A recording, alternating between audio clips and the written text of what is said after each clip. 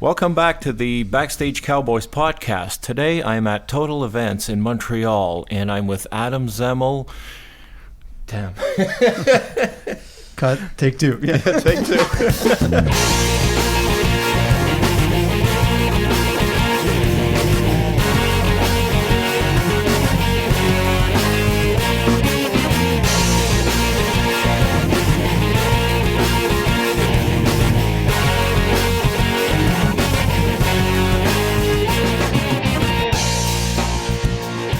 I'm with Adam Zemel, Lorne Levitt, and Andrew Jarvo. Hi, guys. Hi. Thanks for being on the show. Thanks for having us.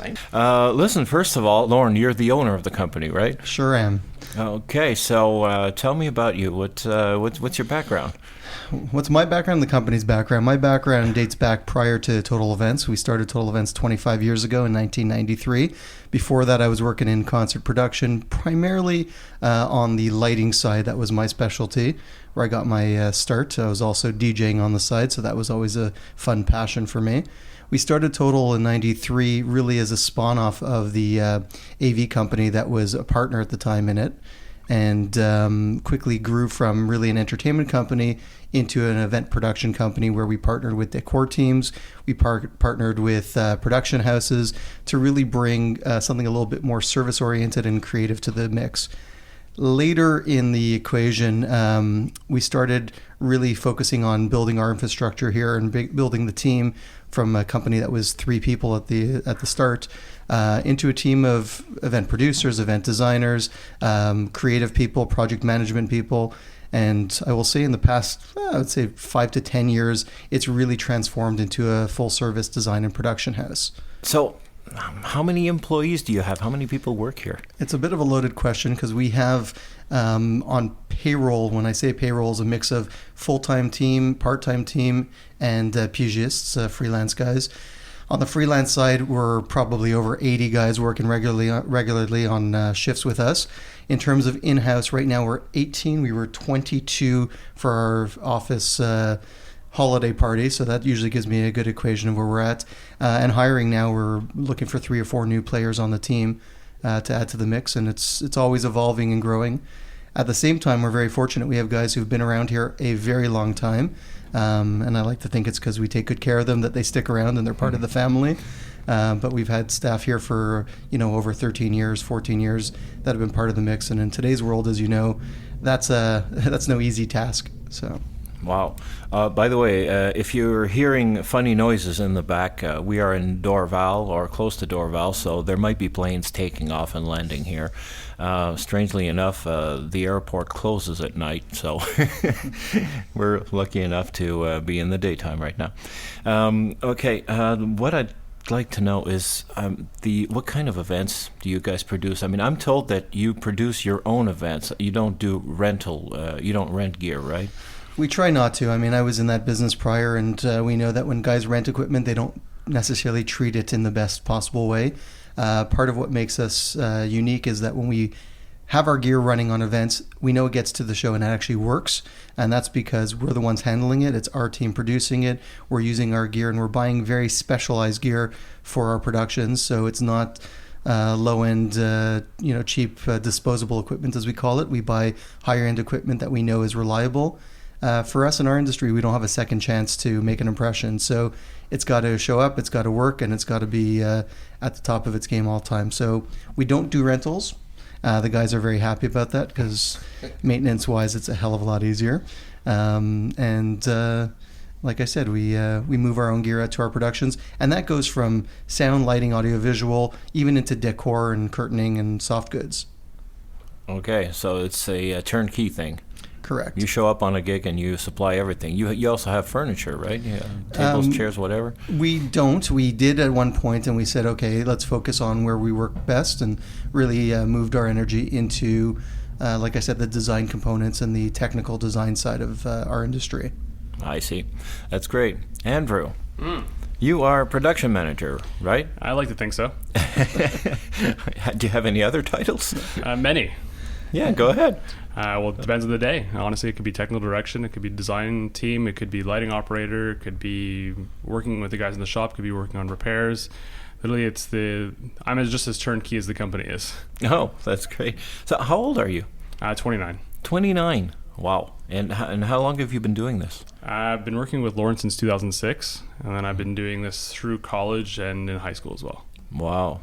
Can you tell me a bit about your background? I mean, how did you start out? What made it click? I actually knew that I wanted to be in this kind of an industry since I was 5 years old. And when my mom got me my first Fisher-Price microphone and tape deck sound system, and I would do little recordings and put on little shows for my parents. And honestly, it just stuck with me ever since. And then throughout high school, I was always part of the AV, working in the theater, working on lighting, changing things, convinced them to actually buy moving lights, which was incredible for someone at that age to be like, okay, well, we have moving lights now. It's an amazing experience. And then went into theater because I felt that was more where I wanted to go. And then realized that there's no money in theater. And then chose to go into live entertainment and more special events instead. And then kind of stuck with it ever since, and sticking with it for the foreseeable future as well. Man, that's cool. I want to add something to that. Yeah. When Andrew started with us, he was a truck driver. Literally green as green can be. He wanted to get into it. He said, I'll do what I need to do. I'll work in the shop. I'll drive trucks. And I saw this spark, and I remember calling him into my office and saying, Drew, I see something there. Treat the company as your own, and one day you'll feel that way, and you'll feel that you're part of something amazing. And what is it now, 11 years later? Yeah. Unbelievable. And he's still a baby. Time flies. Oh, that's great. It's just getting into the industry, getting your foot in the door, and then evolving and showing what you can do. But I don't think it's just getting your foot in the door. It's also getting your foot into a door to a place that you realize that, hey, there's something bigger here. I want to be part of something bigger here. And then there's a lot of people that give up on that experience right away, and they just like, okay, well, you know what? Hey, there's another little opportunity, and then they go somewhere else, and they go somewhere else, and they run around all the time. So it's sometimes, you know what, you got to just see with what you have in one place, and maybe just invest a little bit more time in it in the other way as well. Yeah. So tell me, what's the biggest challenge or struggle you've had in your career so far? Stress management is probably the biggest thing that is the most difficult to manage, because we're thrown into all kinds of situations where we have to remain calm and find a solution. You always need to find a solution. If you can't find a solution, then you gotta make one up. This is probably the best way to kind of put that. And that's probably the most difficult thing that I've had to kind of develop in terms of a skill, is really that stress management and being able to stay calm in situations where everything's breaking down, and you got to find a way to put it all back together. Okay, and you face that almost every day. Yeah. So tell me, what do you like so much about your work to have you put up with that all the time? At the end of the day, the creation that you've created or been part of creating is the most amazing experience. And really to kind of like look back, and like even like you can look back on past events and pictures, and it's like, wow, you know what? We created that. There's something really interesting about being able to say that, and you feel proud of what you've created. And it's just on the level of creativity that I get involved in, it makes me feel even more gratified. I know you do a lot of classy events. You do a lot of corporate events. Have you worked with stars, with famous people? Everybody thinks they're famous, so yes, all the time. But Lorne gets to work with me on a weekly basis. Exactly. We've had the opportunity to hire, to bring in specialty acts, performers on many occasions. I'm not a starstruck kind of guy, but it's interesting to work with guys behind the scenes. Most recently, we brought in the guys from Blue Rodeo for a project. I've worked with them, I think, 3 times now. We've hired Flo Rida and worked with him on 2 different events. Again, my history goes back to working with lots of different guys, from the Tea Party back in the days, Beastie Boys, Great Big Sea. So I come out of a concert world, and that's why I'm not fazed by it. But we do have clients who ask us to bring in talent. More often than not, what we're trying to do now is develop entertainment concepts, develop creative concepts using local talent, using Canadian talent, rather than just going, here's a headliner and that's it. And that's, again, part and parcel of our service in a creative design agency. Oh, cool. Adam. Yes. Tell me, what is it that you do? I see you're in sales, right? You're a production manager. Production manager. Okay, so what is it that you do exactly? Are you do exactly the same thing as Andrew, or you got your own thing? I pretty much do the same thing as Andrew does. He's been at this company a little bit longer than I have. I've been around for about 19 years. I started as a DJ, went into lighting, operations management, event design, and a few years ago I decided I needed a change of scenery, so I gave Lorne a call, see what was happening here, and we've been going back and forth. We were going back and forth for a few years, and I finally decided to make the move to come over to another company that specializes more into higher end event production than taking whatever's available. I can do it all. So there is a future for DJs. Yeah, they stop DJing. I was going to say, I think it's that industry also has changed greatly. Back in the day, DJs were technicians too. They set up, they took down. Mm-hmm. Today they show up with a laptop. It's a little different mentality, but when I started, I was given the keys to the van. Yeah. Here's the equipment. Set it up, DJ your party, pack it up, come back, start all over again the next day at 10 a.m. Load up the van, go to the next gig, DJ. So times have changed. Yeah. So how did you start DJing? How did I start? It was a part-time job while I was in college, CEGEP, and it went from there. I continued my education all the way to university level. I started an engineering program, but I enjoyed the business too much, and push came to shove. I pushed the education to the side, and I've been here ever that since. Career wasn't necessarily planned. You were kind of doing it as a part-time job, right? and it was just a part-time, grew on you, and I enjoyed it. Yeah. Oh, that's great. Listen, what I'd like to know, if it hadn't have worked out in this business, what else would you be doing right now? I would be doing architecture. Really? Yeah. Do you still think about it? Every once in a while I do. I do a lot of floor plans here, so it plays a bit of a role. I put a lot of detail into floor plans that don't need detail, but that's just the way I never noticed. Yeah. Yeah, it's interesting, Claude, because there is a lot of design and architecture and engineering that goes into what we do. We look at how to build rigs, how to build sustainable setups that can structurally hold up. So there's a lot of different techniques. I think what I speak for pretty much everybody around here. What we love about this industry is we get up every day and we love going to work because it's different every day. It's always a different project. There's always something new happening. Speaking to Adam's point of being monotonous and doing the same thing all the time, our strength here is creativity. So that means changing, and then call it OCD, call it ADD, call it whatever you want. But at the end of the day, we're excited when the project is different and unique and interesting. Right, because I was coming from another company it was very cookie cutter. Everything was always the same. Okay. And I needed a change. I needed things to be different. It's a challenge. Even on the to design, do the same thing over and over and over, it's very, as Lorne said, monotonous. So. Even on a design level, there's something exciting about having like a blank canvas. Yeah. And like taking that blank page of whatever project you're working on and really build up from that. And like, oh, well, what if we do this instead? Or put that truss like that instead. It could look interesting. Or do a curve instead of a straight truss. Like there's so many different designs that you'll come up with just by actually like playing on the plan and actually like drawing essentially. Mm-hmm. I have a killer question, and this question is for Adam and Andrew. Lorne, you're rich. We don't need to know. How's the money, guys? How's the money? How are you doing? The money's actually really good. When you find a company to work with that takes care of you and treats you like the family, there's an extra bonus to that, regardless of how you want to think about it, and that has a value as well. So even if you're working in cinema and you do that one call in cinema and you're like, oh my God, I'm making so much what you're doing in cinema, it doesn't mean that career is going to be for you or it's going to be around. So sometimes, you got to do what's right for you in terms of what makes you happy in the morning too, even if it means, making a little bit less. What makes you happy is making coffee, get a job at Starbucks. Like, it's serious. You got to do what makes you happy at the end of the day, right? So I think that's what's more important than the money side of thing. And sure, the money side of thing is important too, because we all got to make a living. We've all got to be happy. Adam and I both have families. We both have homes. We both support ourselves very well. So I think that considering the career path that we've chosen, we're both doing very well for ourselves. Okay.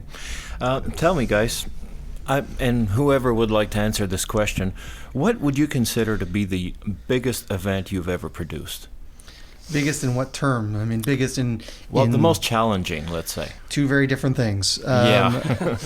Challenging, I don't want to necessarily name off one for privacy for our clients, but we work in both corporate and private world.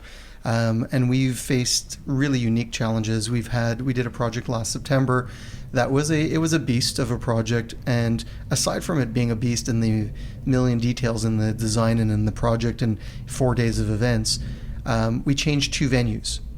One of them a month before, one of them 3 days before. Wow. Because they outgrew 2 days before, sorry. They had sold so many tickets and so many spots that we had to move the entire project 2 days before. And I can assure you at that point, pre-production was already well completed and done. So, those are the challenges we face. It's sometimes a challenge of crew availability, of crew not showing, of clients changing their mind. That's a very popular one.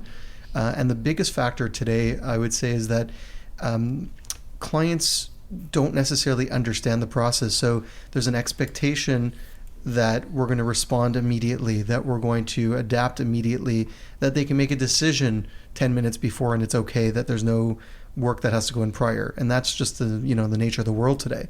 Everybody wants immediate response. You open up your phone, you have an immediate answer. So, we used to know a year before what we were working on. Now, if we know a month before, we're in good shape. Yeah. Yeah. So you have to be geared and ready to turn around on a dime, right? Exactly. It's the unknown. Yeah. Let's talk about staff.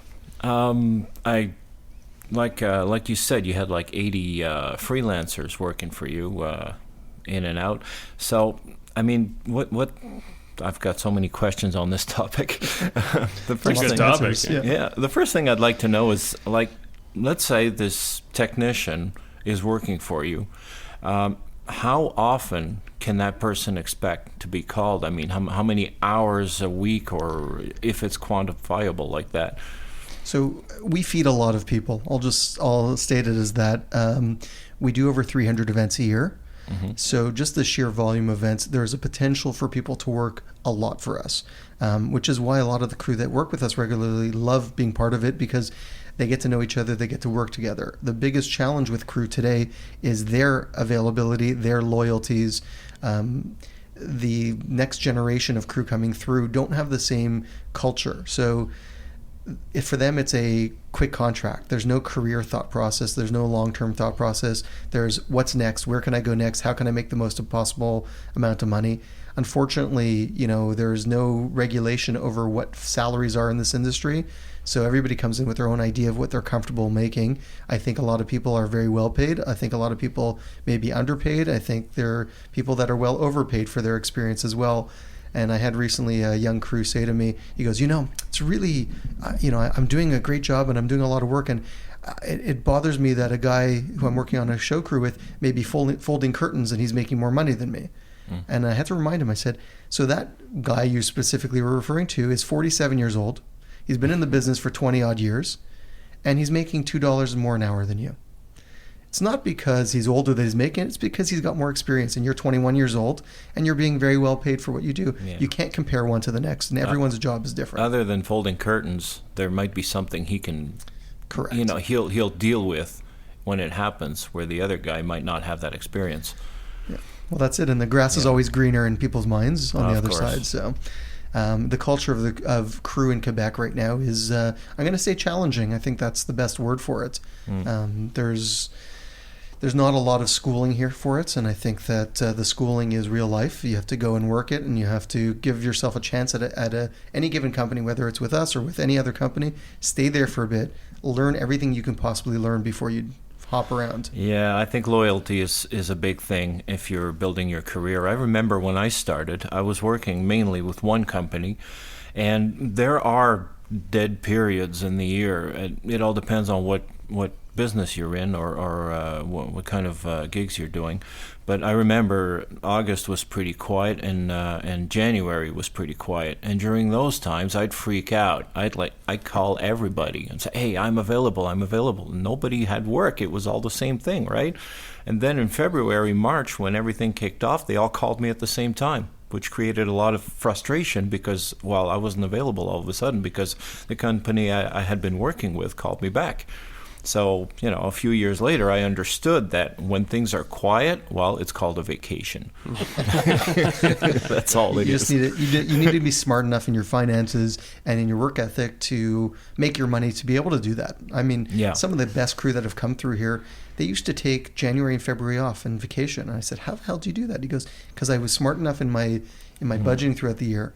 The other thing that's happening today, Claude, and it's a big, big issue, is crew are trying to take everything they possibly can to make as much possible money, but they're burning themselves out. And instead of doing a great job on all their gigs, they're doing a mediocre or terrible job because they're burnt. Yeah. Oh, yeah. I've seen that many times. Oh, yeah. And maybe if I could give some advice to somebody starting out in the business, the first thing you need to learn how to manage money. They don't teach you that at school.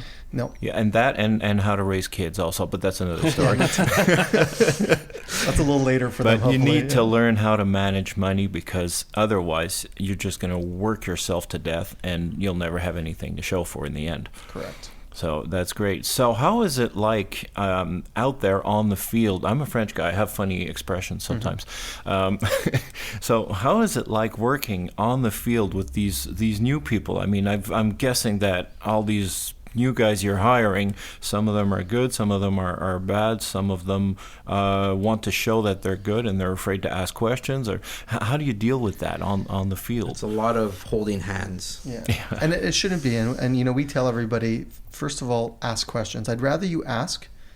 And what happens now, and I see this, and I've been in the business a long time, we used to come to an event, we used to go out there, we'd look at floor plans before we start anything, and we would ask why. Why does this go here? What is this lighting? What is this doing? What are we trying to cover? Today, they get a plan, they look at it and go, okay, and they walk over and they do it. But there's that extra step of saying why, questioning, because the plan may look great, but it's not always right in our world. Sometimes there are things on site that you want to adapt. So if you ask why, you say, hey, what about if we do it this way? Don't ever be afraid, and this is to all young crew out there, don't ever be afraid to give your opinion, to say, this is what I think, that maybe this will work better. And the person who's lead on there will generally tell you, no, it's got to go this way because, and they'll explain to you why, and that's how you learn. But it's challenging. It's really challenging because people just come and it's like, tell me where you want me to put this, and I'll put it there and I'll do it. But there's no sense of urgency. There's no sense of pride in what they're doing. And to all young crew that are listening to this, care about what you're doing and show that you care. Trust me, you will benefit over anybody else who shows that they don't care. That's $1 million advice. Yep. Yeah, and I back that up 100%. Well, guys, we've been a little overtime on this one, but I was expecting that because you're three people and this is a great company, and I wanted to get the most I could out of you. I'd like you to give a bit of contact information, as if somebody would like to work for you or hire you for an event. Where can they reach you? Easiest way right now, www.total.ca. On there is a contact page that has if you want to work as crew, if you want to contact us, there's a contact page with different information. Feel free to check it out. Also on social feeds at Total MTL. So always reachable. Wonderful. Thank you very much, guys. It's been really cool talking to you. Anybody have something else to say that they would like to get off their chest? Now's the time. It's confession booth style. Yeah. Yeah, I don't mind going overtime. No, I truly enjoy what I do, and crew is a big challenge in Montreal. But we work through it, and we're hoping the next generation a little bit better. Well, we're going to try and build that. And just think of it as an art, right? If you're an artist, you're creating a canvas. Your piece of art could be worth $10, be worth $1 million. It's all about how you put your passion into it as well. So if you're passionate about how you give your art and you do what you do, then it's just going to be worth that much more. So if you want to be one of those crew that's making the most on the job, you got to really give it and show everyone that you want it. And I'm going to say, as a business owner, loyalty goes a really, really, really long way. So invest your time and your energy, and I assure you, if you find the right boss, you will get the same respect in return. Oh, yeah. That's great. Well, thank you very much, guys. Special thanks to AVL Media Group and Avo Lights, who, in my opinion, make the best lighting consoles in the world. I've said this before. I'm going to say this on every episode. Anybody wanting to test drive an Avo Lights console or get free training can contact me via BackstageCowboys.com. This is Claude Vien returning you once again to whatever you were doing before tuning in.